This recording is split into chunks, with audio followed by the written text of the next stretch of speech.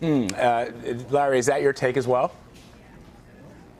No, I hate to disagree with Doug because he was certainly right about the Biden Ryan debate, but no, I think the audience will be well down. This is not to criticize Mike Pence or Tim Kaine, but they're somewhat gentlemanly, and I don't think either one is exceptionally exciting. So I don't think the audience will be great. I don't think anything special will come out of it.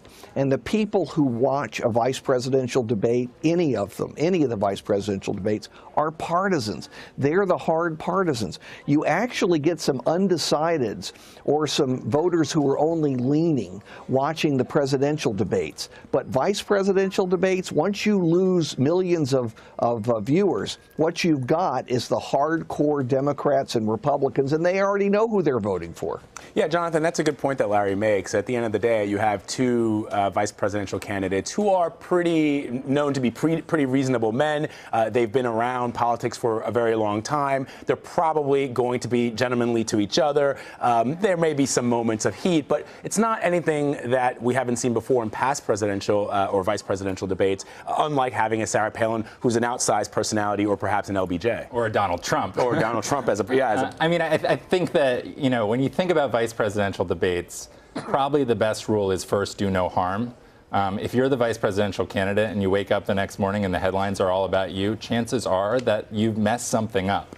And if you're the bottom of the ticket, you really don't want to have it be that way. It's certainly one of the most important moments for the vice presidential candidate. The vice presidential rollout and the convention are the only other two that come close. But really, it's mainly a chance to get the message out there, as Larry says, reinforce support with hardcore supporters, and sort of, you know, communicate the message to as broad an audience as you can. Larry, let me ask you a question as somebody who is not as experienced as the three of you are in following this. I wonder, though, does anybody ever think to themselves that this person, this vice presidential candidate, could one day be president, and that's why it's important to know what you're getting? Well, they certainly should. I think we've had 9 successions of one sort or another in American history. So lots of vice presidents have become president without benefit of an election. In this coming vice presidential debate between Pence and Kaine, I wouldn't be surprised, given the public's dislike of these two candidates, to hear a lot of people say, gee, I wish we could flip the tickets. Well, of course, the answer is you can't flip the tickets, but the corollary of that is it's possible one of them will become president through succession. Doug, jump in. I saw you looking to jump in. Yeah, the only caveat I would add is that this is a little bit of a different vice presidential debate in that Donald Trump has not solidified his base. And he's actually has the chance to draw in some of those partisan Republicans who are among the only people that will tune into a vice presidential debate. And in a close election, when it's really a close election, everything matters.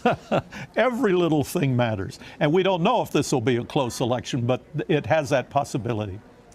Go ahead, Jonathan. I think that's a really interesting idea, is what happens when you take the Donald Trump message and remove Donald Trump. There are certainly, you know, there are undecided voters left in this country who maybe are turned off by Donald Trump's personality, but might be open to his message on trade and on jobs. And Mike Pence is a much more palatable spokesman for some of those ideas. So it's possible that there are viewers who, hearing the Donald Trump message on TV, without all the Donald Trump baggage, say, okay, you know what, I'm ready to take the leap. Right, because it sort of speaks a little bit to the strategy of perhaps not picking Chris Christie. There you have another politician who's bombastic, who's larger than life. A lot of people thought that he might be Donald Trump's vice presidential pick, but he went with the safer choice, Mike Pence, somebody who brings that conservative credential to the table. And for those people who may not like the bombast and the rhetoric of a Donald Trump, they go, well, Mike Pence is there.